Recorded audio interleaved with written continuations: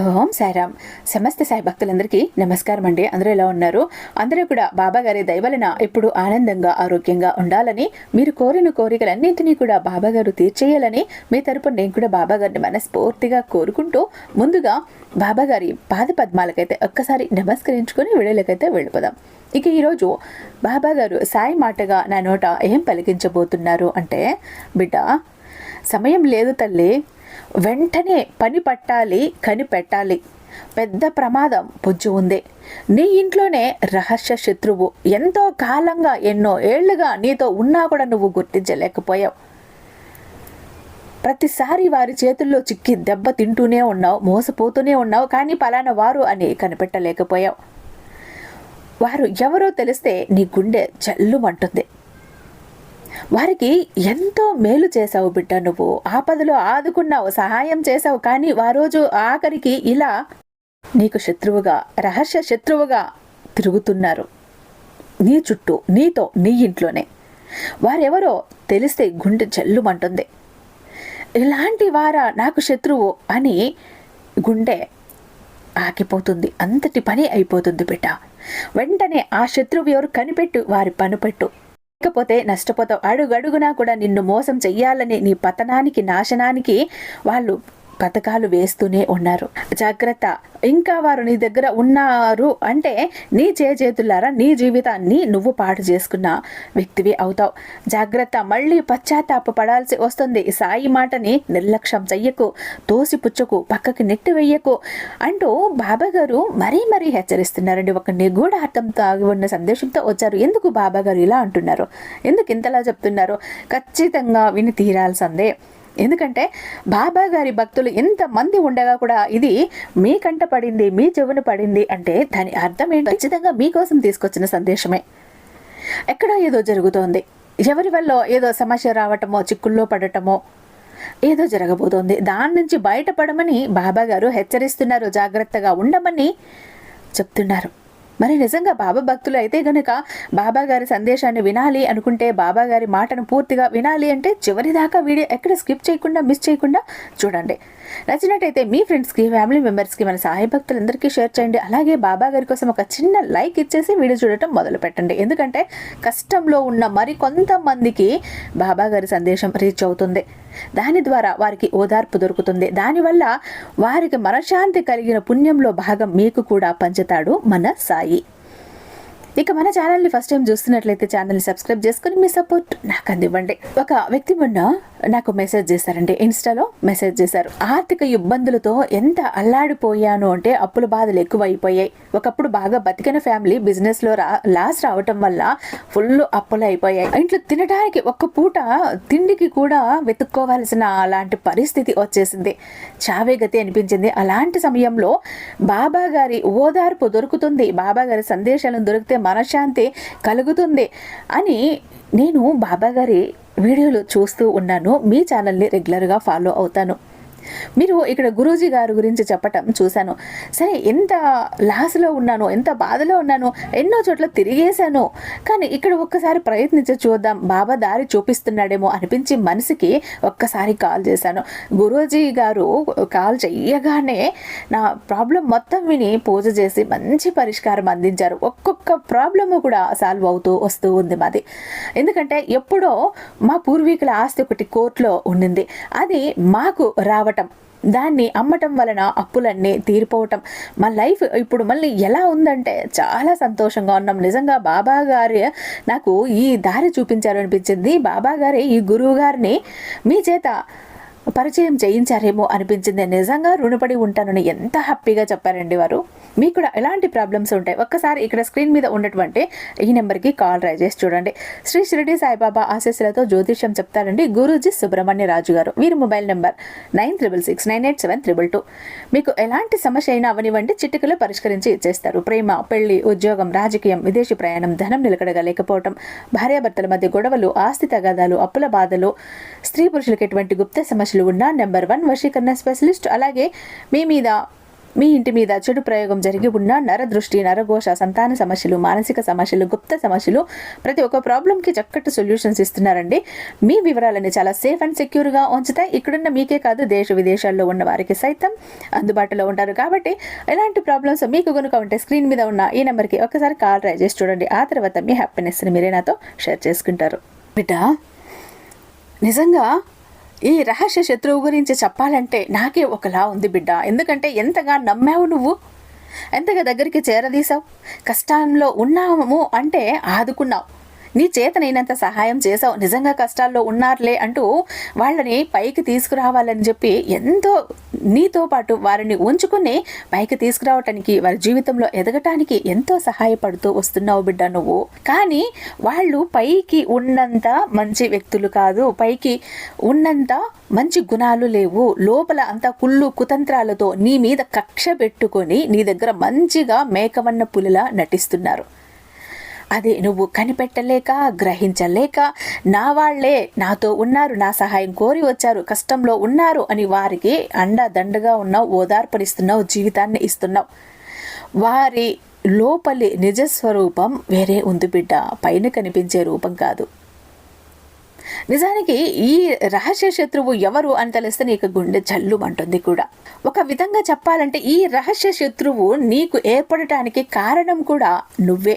నీ చేజేతులారా నువ్వు చేసుకున్న కొన్ని పనులే ఈరోజు వీరు రహస్య శత్రువుగా నీ దగ్గర నిన్ను నిలబెట్టాయి. వారు నీ పతనాన్ని కోరుకునేలా చేస్తున్నాయి, వారిని ప్రేరేపిస్తున్నాయి. ఎటో తిరిగి నీ ఉన్నతిని ఆపాలి, నీ ఎదుగుదలని ఆపాలి, నీ లక్ష్యాలని ఛేదించాలి. అయిన వాళ్ళ దగ్గర, నీ ఇరుగు పొరు దగ్గర నిన్ను చెడు చెయ్యాలి, ఎటు తిరిగి నిన్ను పతనం చెయ్యాలనే వారికి ఇంతటిగా ఎందుకు ప్రేరేపిస్తున్నాయి వారిలో ఈ ఆలోచనలు అన్నీ అంటే దానికి కారణం కూడా నువ్వే. ఇప్పుడు నీకు మనసులో ఒక సందేహం రావాలి బిడ్డ. అదేంటి బాబా, నేనెలా వారు నాకు రహస్య శత్రువుగా మారటానికి కారణమయ్యాను? నేను ఎవరితోనూ శత్రుత్వం పెంచుకోలేదే, ఎవరిని ఏమీ మాట్లాడలేదే, కావాలని ఎవరిని కష్టపెట్టలేదే. ఇప్పుడు కూడా చూడు బాబా, వీరు నాకు రహస్య శత్రువులని తెలియక వీరికి ఎంత మేలు చేస్తున్నా నాతోనే ఉంచుకుంటున్నాను కదా నేను. అలాంటప్పుడు నాకు శత్రువులేంటి? అది నేను మేలు చేసిన వారు, మంచి చేసిన వాళ్ళు నాతో ఉంటూ, నా చుట్టూ ఉంటూ, నా ఇంట్లో ఉంటూ రహస్య శత్రువులుగా ఉండటం ఏంటి బాబా? నాకు అర్థం కావటం లేదు. నేను ఎవరిని కష్టపెట్టలేదు, బాధ పెట్టలేదు, ఇబ్బంది పెట్టలేదు, కష్టానికి గురి చేయలేదు, మోసం చేయలేదు. అలాంటప్పుడు నాకు రహస్య శత్రువా ఏంటి బాబా? అర్థం కావట్లేదు అని ఆలోచన వచ్చింది కదా తల్లి మనసులో. సరే చెప్తాను, జాగ్రత్తగా విను. కావాలని ఏ పని చెయ్యవు నువ్వు. నీ గుణగణాలు ఏవైతే ఉన్నాయో, నీ నడత నడవడిక ఏదైతే ఉందో, నీ మాట తీరు ఏదైతే ఉందో, దాని వలన వచ్చిన తిప్పలు చిక్కులు ఇవి. ఎలా ఉంటావంటే చిన్నప్పటి నుంచి కూడా కష్టంలోనే పెరుగుతూ వచ్చావు, కష్టాలు చూస్తూ వచ్చావు. అంటే నీ ఇంట్లో అమ్మా నాన్నలు కష్టపడటం కానీ, బాధపడటం కానీ, వాళ్ళు రెయ్యింపవులు కష్టపడి ఒక పూట తిని ఒక పూట తినక ఇది బిడ్డల కోసం అని వాళ్ళు దాచి ప్రతి కష్టము వాళ్ళు పడటం నువ్వు చూసావు. ఆ కష్టంలోనే వాళ్ళు నిన్ను పెంచుతూ వచ్చారు, అన్నీ అనుభవించావు. ఇక నీ జీవితం వచ్చాక కూడా నిజంగా చెప్పాలంటే కష్టాలనే అనుభవిస్తూ ఉన్నావు. ఎందుకంటే చెప్పుకోవడానికి ఒకవేళ ఆస్తులు ఉన్నా వాటి వల్ల లాభం లేదు, పూర్వీకులవి.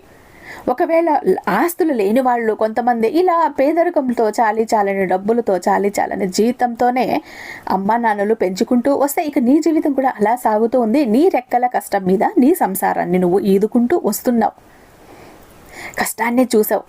ఆ కష్టం నీకు ఏమి నేర్పింది అంటే ఒక క్రమశిక్షణని నేర్పింది, ఒక మొండి పట్టుదలని నేర్పింది, ఒక ధైర్యాన్ని నేర్పింది, ఒక ఆత్మస్థైర్యాన్ని, గుండె నిబ్బరాన్ని నేర్పింది.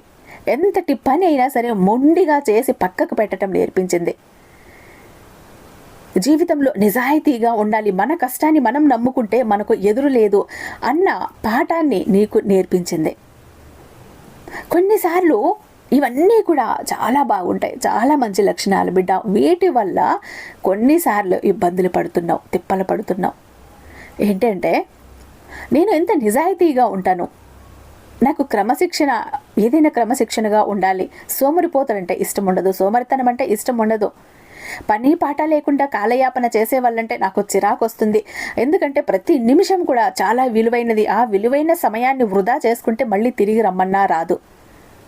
ఇది నీ ఆలోచన, నీ మనస్తత్వం. ఇది ఎవరైనా సోమరితనంగా ఉన్నా, సమయాన్ని వృధా చేసుకుంటున్నా, పనికి మాలిన మాటలతో కాలయాపన చేసుకుంటూ ఉన్న వాళ్ళ మీద వీళ్ళు, వీళ్ళ మీద వాళ్ళు చాడీలు చెప్పుకుంటూ ఉన్నా, తిని తిరుగుతూ ఉన్నా, ఇలా ఉన్నవాళ్ళు ఏంటంటే నీకు నచ్చరు. అలాంటి వాళ్లను ఎప్పుడూ హెచ్చరిస్తూనే ఉంటావు. వారు నీ ఇంట్లో వారు కావచ్చు, నీ బంధువులు కావచ్చు, లేదా నీ స్నేహితులు కావచ్చు, స్నేహితుల పిల్లలు కావచ్చు, లేదా నువ్వు పని చేసే చోట కావచ్చు, నీ చుట్టుపక్కల ఉన్న వాళ్ళు ఎవరైనా సరే ఇలాంటి స్థితిలో ఉంటే నీ మనసు ఊరుకోదు. వాళ్ళకు చురక పెట్టాలి అనిపిస్తుంది నీకు. అలానే నా మనుషులు అన్నంత స్వతంత్రత వీళ్ళు జీవితాన్ని పాడు చేసేసుకుంటున్నారు కదా అన్న ఒక చనువుతో, బాధతో వారికి సలహాలు ఇస్తూ ఉంటావు. ఏదో ఒక మాట అనేస్తూ ఉంటావు. నీ మనసులో చెడుగా మాట్లాడని లేదు. నీ మాట కూడా చెడు మాట కాదు. నీ మనసు ఎలా ఉంది, నీ ఉద్దేశం ఏంటి? ఎదుటి వాళ్ళు సమయాన్ని వృధా చేసుకుంటున్నారు, సోమరితనాన్ని పెంచుకుంటున్నారు, బద్ధకాన్ని పెంచుకుంటున్నారు. ఇప్పుడు ఈ వయసులో ఇప్పుడు కష్టపడకపోతే జీవితంలో ఏమి ఎదుగుతారు వాళ్ళు? ఎదగాల్సిన సమయానికి ఆ ఎదుగుదల అనేది లేకుండా ఇబ్బందులు పడతారు అని ఒక మంచి ఉద్దేశంతో నువ్వు సలహాలు ఇస్తే ఆ అవతల వైపు ఏం చేస్తున్నారు? ఇతనికి అవసరమా, ఈమెకి అవసరమా, ఈ వ్యక్తికి అవసరమా, మా జీవితం మాదే, ఈ వ్యక్తి ఏమైనా మాకు తినటానికి పెట్టడానికి ఇస్తున్నాడా? తన పని తను చూసుకోక మాకేంటి ఉచిత సలహాలు, మా జీవితం గురించి మాకు తెలియదా అంటూ వాళ్ళు ఉక్రోషం పెంచుకున్నారు. నీ మీద ఒకలాంటి కసి పెంచుకున్నారు. ఇంకొకసారి ఏంటంటే నీ పనితీరు ఎలా ఉంటుంది అంటే ఎంత మొండి పని ఇచ్చినా కానీ చేసి పక్కన పెట్టేస్తావు. ఎలా అంటే ఒక పొట్టేలులాగా ఉంటుంది నీ ఆ మొండి పట్టుదల అన్నది. ఆ పొట్టేలు ఏం చేస్తుందంటే ఎదుటి ఎంత పెద్ద బలశాలి అయిన పొట్టేలు వచ్చినా దాన్ని తన కొమ్ములతో తలతో ఢీకుంటుంది, లేదా కొండను కూడా ఢీకుంటుంది. అలాంటి ఒక పట్టుదల నీలో ఉంటుంది. ఒక 10 మంది కలిసి ఒక పనిని ప్రయత్నించి ఈ పని అవదరా బాబు అని పక్కకు పెట్టేస్తే కూడా అప్పుడు 10 మంది దగ్గరికి నువ్వు వెళ్ళి ఎందుకు అవ్వదండి, మనం చేద్దాం ఆగండి, చేసి చూపిద్దాం ఆగండి అంటూ ఆ పనిని చేసి పక్కన పెట్టేస్తావు. అంటే అంత పట్టుదల ఉంటుంది. ఏదైనా చెయ్యగలను అన్న ధైర్యం నీకు ఉంటుంది, చేసి సాధించగలను అనే ఇది నీకు ఉంటుంది. అప్పుడు ఏమవుతుంది అంటే అక్కడ ఒకలాంటి ఈర్ష్య, నీ మీద అసూయ మొదలవుతుంది. ఏంటి తనంత గొప్ప వ్యక్త అంటే ఇక్కడొచ్చి ఇప్పుడు ఈ పని చేసి మమ్మల్ని చేతగాని వాళ్ళలాగా నిరూపించాలా? ఇప్పుడు 10 మందిలో మేము చేతగాని వాళ్ళం అయ్యాం కదా, తన గొప్పను నిరూపించుకోవటానికి ఇలా చెయ్యాలా? వారి మనసులో అలా వెళ్ళిపోతుంది బిడ్డ. అలా ఉన్నవారు కూడా ఉన్నారు. ఇక నువ్వు చేస్తున్న పనిలో ఎక్కడైతే ఉందో నీ కార్య దీక్షత, ఏదైతే కార్యదక్షత ఉందో పనిని సక్రమంగా చేస్తావు. అన్యాయంగా 1 రూపాయి ఇస్తానన్నా తీసుకో, లంచం ఇస్తానన్నా తీసుకో. నా పని నేను చేసి దీనిని వారికి ఎలా అప్పగించారో అలా అప్పగించాలి వారికి అన్న ఒక మంచి మనసుతో నిష్కల్మషంగా కష్టాన్ని ఎక్కడ దాచుకోకుండా ఒళ్ళు వంచి కష్టపడి ఆ పనిని ముగించేస్తావు. అందరికంటే ముందుగానే అప్పగించిన పనిని పూర్తి చేసి వారికి పై అధికారులకి అప్పగిస్తావు. అక్కడ ఏమవుతుంది? నీ అధికారులు నిన్ను మెచ్చుకుంటున్నారు, నీ పనిని మెచ్చుకుంటున్నారు, నీ నిజాయితీని మెచ్చుకుంటున్నారు. దాని వలన నీతోటి ఉద్యోగస్తులు కానీ, నీతో పని చేసే వాళ్ళకు కానీ, ఏ వృత్తి అయినా అవ్వనివ్వు. నువ్వు పని చేసే చోటు అంటే అది ఒక వృత్తి నీకు, అది ఏ వృత్తి అయినా అవ్వనివ్వు. ఒక వ్యాపారం కావచ్చు, ఎక్కడైనా ఏదైనా పని చేస్తున్నా, ఒక ఉద్యోగం చేస్తున్నా, ఎక్కడైనా అక్కడేమవుతుంది? నీ తోటి పని వాళ్లకు చిన్నతనంగా అనిపిస్తుంది. ఇతనేంటి ఇంత శ్రద్ధగా చేసేస్తాడు, మంచి పేరు తెచ్చుకోవాలనా, మమ్మల్ని అందరినీ చెడు చెయ్యాలనా, ఇలా ఆ పై అధికారి మన్ననలు పొందుతున్నాడు కదా అని చెప్పి వారి మనసులో కూడా ఒక్కొక్కసారి నీ మీద ఈర్ష్య, అసూయ అన్నవి నిండుతున్నాయి. అప్పుడు వారు ఏం చేస్తారు చెప్పు? ఈ వ్యక్తిని ఎలాగైనా పడగొట్టాలి, ఎలాగైనా నాశనం చెయ్యాలి, ఎలాగైనా చెడ్డ పేరు తెచ్చిపెట్టాలి. మా కళ్ళ ముందు ఎంత మంచి పేరు తెచ్చుకుంటున్నాడో, మేము ఇంత చేసినా మా కష్టానికి గుర్తింపు లేదు, లేకుండా ఈ వ్యక్తి చేసేస్తున్నాడు. ఎందుకంటే అందరికంటే ముందుగా అనుకున్న సమయానికి అనుకున్న విధంగా పూర్తి చేసి అన్నీ అప్పగించేస్తాడు, పక్కన పెట్టేస్తాడు. గుర్తింపు అంతా ఇతనికి వెళ్తోంది, మాకెంత కష్టపడినా అది మా దాకా రానివ్వట్లేదు అనే ఆలోచనతో వాళ్ళు ఇలా కొంతమంది ఉంటున్నారు. ఇంట్లో కూడా ఎలా అంటే నీ కోపం వస్తే విపరీతమైన కోపం వచ్చేస్తుంది. ఎందుకంటే నిజాయితీగా ఉంటావు, నీలో కల్మషం ఉండదు, మోసం ఉండదు, మర్మం ఉండదు, కుట్ర దగ ఇవేం ఉండవు. మనసులో ఏది అనిపిస్తే బయటకు అది మాట్లాడేస్తావు. ఎవరినో ముంచాలి, వీరిని తేల్చాలి, వీరిని నాశనం చెయ్యాలి, వారిని పడగొట్టాలి, వీరిని కిందికి తొక్కాలి, ఇలాంటి ఆలోచనలు చస్తే నీ మనసులోకి రావు. కష్టపడాలి, నిజాయితీగా ఉండాలి. ఎదుటి వారు ఎవరైనా సోమరితనంగా ఉంటే వాళ్ళని అదిలించి బెదిరించి పని చేయించాలి, ఒళ్ళు వంచి చేయించాలి. మన కష్టం మనది, వేరే వాళ్ళు ఇచ్చింది ఒక్క రూపాయి కూడా మన దగ్గర ఉండదు. ఇంత నిజాయితీగా ఉన్నప్పుడు ఎవరికి భయపడాల్సిన అవసరం లేదు. కోపం కూడా ముక్కు మీద ఉంటుంది. అకస్మాత్తుగా కోపం వచ్చేస్తుంది ఉప్పెనలాగా. ఇంట్లో ఎవరైనా ఏదైనా పని సరిగ్గా చెయ్యకపోయినా, సోమరితనంగా ఉన్న, అబద్ధాలు ఆడినా, ఎవరి మీదైనా చాడీలు చెప్తున్నా, ఇలా ఏం చేసినా ఏమవుతుందంటే నీ మనసుకి నచ్చదు. ఎవరైనా అబద్ధాలు చెప్తుంటే అస్సలు సహించలేవు. ఎందుకంటే అబద్ధాలు అంటే నీకు అసహ్యం, ఆమెడ దూరంలో ఉంటావు. అలాంటిది నీ ఇంట్లో వాళ్ళు అబద్ధాలు చెప్పినా, నీ చుట్టూ వాళ్ళు అబద్ధాలు చెప్పినా, నీతో పని చేసేవాళ్ళు కానీ, నీ స్నేహితులు కానీ అబద్ధాలు చెప్తే సహించలేవు నువ్వు. అలా కోపంలో అరిచేసావు, తిట్టేశావు. వాళ్ళు కూడా మనసులో పెట్టుకున్నారు ఏంటంటే నువ్వు ఇక్కడ ఎక్కడా కూడా ఏది కావాలని చేసింది ఏదీ లేదు బిడ్డ. ఎదుటి వ్యక్తి మంచిని కోరే కూడా అన్నీ చెప్తావు, అన్ని సలహాలు ఇస్తావు. ఆ క్షణానికి ఒక మాట వచ్చిన ఆ క్షణానికి అనేసి మర్చిపోతావు. కానీ ఎదుటి వ్యక్తులు మాత్రం పర్మనెంట్గా, శాశ్వతంగా మనసులో పెట్టేసుకుంటారు. దానివలన వారి మనసులో ఒకలాంటి కక్ష అన్నది నీ మీద మొదలవుతుంది. దాని వలన నిన్ను ఏదో ఒక విధంగా నీకు మనశ్శాంతి పోగొట్టాలి, నీ పనులన్నీ చెడగొట్టాలి, నీ ఎదుగుదలను ఆపాలి అని ఈ విధంగా ప్రయత్నం చేస్తూ ఉన్నారు. ఇది ఈ 6 నెలలు సంవత్సరంగా జరుగుతున్నది కాదు బిడ్డ. కావాలంటే నువ్వు గమనించు, నీ పనులన్నీ ఎలా చెడిపోతున్నాయో, ప్రతిదానికి ఎలా ఆటంకాలు అడ్డంకాలు ఎదురవుతున్నాయో, నీ గురించి వెనక ఎవరు చెడుగా మాట్లాడుకుంటున్నారో అన్నీ కూడా ఒక్కసారి నువ్వు గుర్తు చేసుకున్నావంటే ప్రతిదీ కూడా నీకు అర్థమవుతుంది. అలాగే నీ స్నేహితులు, నీతో పని చేసేవాళ్ళు, నీ ఇంట్లో వాళ్ళు, నీ బంధువులు బీరకాయ పీచు సంబంధం ఉంటారు కొంతమంది దూరంగా. ఇలాంటి వారు అందరూ కూడా ఈ బంధువులు బీరకాయ పీచు సంబంధాలు నేనేమి ఎప్పుడు కలవటం లేదు కదా బాబా, నేనేం చేశాను వాళ్ళకి అంటే, ఒక శుభకార్యానికి ఎప్పుడూ వెళ్ళావు, పెళ్ళో పేరెంటమో ఏదో ఒక కార్యానికి వెళ్ళినప్పుడు అందరూ ఉన్నప్పుడు చనువుతో నా వాళ్లే కదా అని అతి చనువుతో ఒక్క మాట నోరు జారేశావు. అది వారి భవిష్యత్తు గురించి కానీ, వారి మాట తీరు కానీ ఏదో ఒకటి మనసులో పెట్టుకోకుండా వారి గురించి, వారు చేసే పని గురించి నీకు నచ్చక మాట్లాడేశావు, అనేసావు, చనువుతో అన్నావు. ఇక నువ్వు అంతటితో ఆ మాటని మర్చిపోయావు.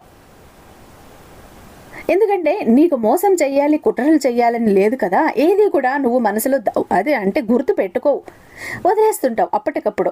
ఆ సమయానికి అది నచ్చలేదు, సరే ఆ మాట అన్నాను, వదిలేశాను అన్నట్టు నువ్వు ఉంటావు. ఎదుటి వాళ్ళు మనసులోకి లోతుగా తీసుకొని కక్ష పెంచుకుంటారు, బలం పెంచుకుంటారు. ఈరోజు ప్రతి క్షణం ఆలోచిస్తారు, ఏంటి ఈ వ్యక్తి ఇంతమందిలో నన్ను ఇలా అనేశాడు. మేమిద్దరమే ఉన్నప్పుడైనా అంటే ఒక లెక్క, కానీ ఇంతమంది ఉన్నప్పుడు అందరి ముందు ఇలా అనేస్తే అందరూ నా గురించి ఆ రోజు నవ్వారు. ఇంతమందిలో నేను బంధువుల మధ్య అంతా అవమానం పాలయ్యాను. రేపటి రోజున ఇంకో కార్యానికి వెళ్ళాలంటే కూడా నాకు వాళ్ళ ముందు తలెత్తుకోవాలంటే ఒకలా ఉంది. ఈ వ్యక్తి పొగరు అణచాలి, ఈ వ్యక్తిని దిగుతొక్కాలి, నాశనం చెయ్యాలి. ఎలాగైనా కూడా ఈ వ్యక్తి నేనే గొప్ప అన్నట్టు ఉన్నాడు కదా, అన్నీ నాకే తెలుసు అన్న అహంకారంతో ఉన్నాడు కదా, అలాంటి వ్యక్తిని నలుగురు ముందు నవ్వులు పాలు చెయ్యాలి, చెడు చేసి చూపించాలి అన్న కక్ష వాళ్ళల్లో రగిలింది. ఎవరైనా అవనివ్వు. అలా ఏం చేశారు, మనసులో ఆలోచించి ఆలోచించి ఆ ఆలోచనకు లెక్కలు కట్టి నీ దగ్గరికి చేరారు, నీ కింద చేరారు, చాప కింద నీరులా చేరారు. ఎలా? బాబాయ్ నాకు ఉద్యోగం లేదు, ఏదైనా ఒక ఉద్యోగం ఇప్పించు, నీ దగ్గరికి వస్తాను, లేదా నీ దగ్గర పనిలో పెట్టుకో. లేదు బాబాయ్ నాకు ఈ పని రాదు, నాకు నేర్పించు, లేదు మావయ్య నాకు ఈ పని నేర్పించు, అన్నా నాకు ఈ పని అవసరం ఉంది, ఇది నాకు తెలియటం లేదు చెప్పించు, ఇలా నీ దగ్గరికి చేరుతున్నారు. నువ్వు చాలా మంచిదాని పిన్ని, నాకు కొన్ని తెలియవు, నీ దగ్గరికి వస్తాను, కొన్ని మెలకువలు నేర్పించు, ఇట్లా మెల్లిగా రావటం. నువ్వు చాలా మంచిదాని పిన్ని, నీ దగ్గర నేను కొన్ని రోజులు ఉండాలి, ఇట్లా మెల్లిగా ఏంటంటే చాప కింద నీరులా మీ చుట్టూ చేరి మీతో ఉండి మంచిగా ఉంటూ మీ లోటుపాట్లు, మీ గుట్టురట్లు అన్నీ కూడా తెలుసుకొని వెనక వైపు చెడుగా చెప్పటం, చెడు ప్రచారం చెయ్యటం, లేదా నీ ప్రతి పనిని అడ్డుకోవటం. ఎలా? నీతో మంచిగా ఉంటూనే ఈ పని బాగాలేదు, ఆ పని బాగాలేదు అంటూ వెనక్కి లాగటం. అది డబ్బు పరంగా కావచ్చు, వృత్తిపరంగా కావచ్చు, వ్యాపార పరంగా కావచ్చు, లేదు ఒక పేరు ప్రతిష్ట పరంగా కావచ్చు, సమాజంలో పేరును చెడగొట్టే విధంగా కావచ్చు, ఎలాగైనా కావచ్చు బిడ్డ. మొత్తానికి నిన్ను అబాసు పాలు చేయాలని చూస్తున్నారు, నిన్ను అల్లరి పాలు చేయాలని చూస్తున్నారు, నీ వెనక గోతులు తవ్వుతున్నారు, నీ ఎదుగుదలని ఆపాలని చూస్తున్నారు, నీకున్న పేరుని చెడగొట్టాలని చూస్తున్నారు, నీకు లేని కళంకాన్ని నీకు పుయ్యాలని చూస్తున్నారు. మంచితనపు ముసుగులో అయిన వాళ్లే, నీకు తెలిసిన వాళ్లే, నీ చుట్టూ ఉన్నవాళ్లే, నీ సహాయం అందుకున్న వాళ్లే. వీళ్ళ కుతంత్రాలు, కుట్రలు ఇవేమీ తెలియకుండా మీరు కష్టాల్లో ఉన్నారు కదా, ఏదో నేర్చుకోవాలని అడిగాడు కదా పాపం అంటూ నువ్వు మనస్ఫూర్తిగా మనసులో ఎలాంటి చెడు ఉద్దేశము లేకుండా నువ్వు అన్నీ కూడా దగ్గరుండి చూసుకుంటున్నావు కూడా. అయితే వారి మనసులో ఉన్న ఉద్దేశం ఇది బిడ్డ, జాగ్రత్త. నువ్వు ఇంకా వారిని దగ్గర ఉంచుకున్నావు అంటే నీకు రాబోయే రోజుల్లో పెద్ద పెద్ద అవకాశాలను కూడా పాడు చేస్తారు. నువ్వు ఇప్పటికే చాలా మంచి పేరు తెచ్చుకున్నావు, ఆ పేరును కాస్త చెడగొట్టి మరీ వెళ్తారు. నీ కుటుంబంలో మనశ్శాంతి లేకుండా చేస్తారు. ఇక ఇంట్లోనే రహస్య శత్రువు అని ఎందుకు అన్నాను అంటే, నువ్వు పని చేసే చోటైనా అది నీకు ఇల్లుతో సమానమే, నీ కుటుంబంతో సమానమే, వ్యాపారం చేసే చోటైనా అది నీకు ఇల్లుతో సమానమే. కాబట్టి అందుకు అలా అన్నాను. నీతోనే, నీ చుట్టూనే రహస్య శత్రువు నీ ఇంట్లోనే దాక్కుని ఉన్నాడు. నీ పతనం కోరుతున్నాడు, నీ నాశనం కోరుతున్నాడు, పథకాలు పన్నుతున్నాడు, మోసాలు చేస్తున్నాడు. నువ్వు మాత్రం ఈ వ్యక్తికి ఎంతో మేలు చేశావు, అయినా కూడా నాకు ఇంత నా మనసులో చెడు ఉద్దేశం ఉన్నా కూడా ఈ వ్యక్తి ఇంత మంచిగా నాకు అన్ని సహాయం చేస్తున్నాడు కదా అని వాళ్ళు మనసు మార్చుకుంటే గనుక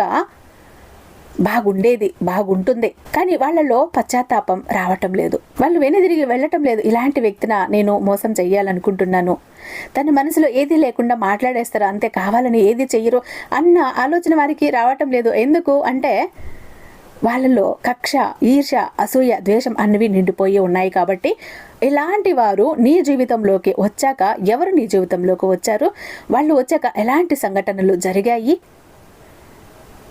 నువ్వు ఎంత నష్టపోయావు, వారు వచ్చాక నీకు లాభం జరిగిందా, నష్టం జరిగిందా, మేలు జరిగిందా, కీడు జరిగిందా, ప్రతి ఒక్కటి కూడా గుర్తు చేసుకొని అంచనా వేసుకో బిడ్డ, లెక్కలు వేసుకో.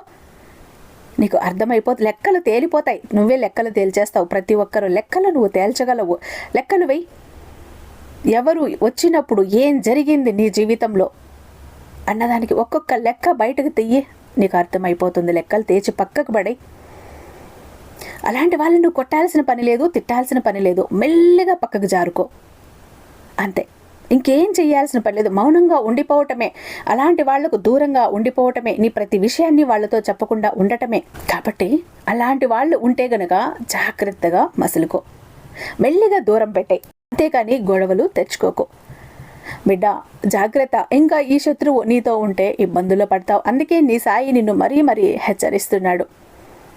ఆ వ్యక్తి లక్షణాలన్నీ చెప్పాను, ఎలా ఉంటారో చెప్పాను. కాబట్టి ఇంకా లెక్కలు తేల్చటం నీ మీద భారం పెడుతున్నాను. ఎందుకంటే నీకు కూడా కొన్ని నేర్చుకోవాలి కదా, నువ్వు కూడా, నీకు కూడా కొన్ని తెలియాలి కదా. ఎప్పుడు ఎవరితో ఎలా ఉండాలో, ఎలాంటి వారు ప్రతి ఒక్కటి కూడా నీకు తెలియాలి కదా. అలా తేల్చుకునే సత్తా నీకు రావాలని ఈ పరీక్ష పెట్టాను. ఈరోజు పరీక్షలో నెగ్గుతావా, ఓడిపోతావో నీ ఇష్టం అంటూ బాబాగారు ఈరోజు ఒక అద్భుతమైన సందేశంతో మన ముందుకు వచ్చారండి. ఐ హోప్ ఈ వీడియో మీకు నచ్చే ఉందని భావిస్తున్నాను. రేపు మరొక అద్భుతమైన సందేశంతో మీ ముందుంటాను. అంతటిదాకా సర్వేజన సుఖినో భవంతు. ఓం సాయిరామ్.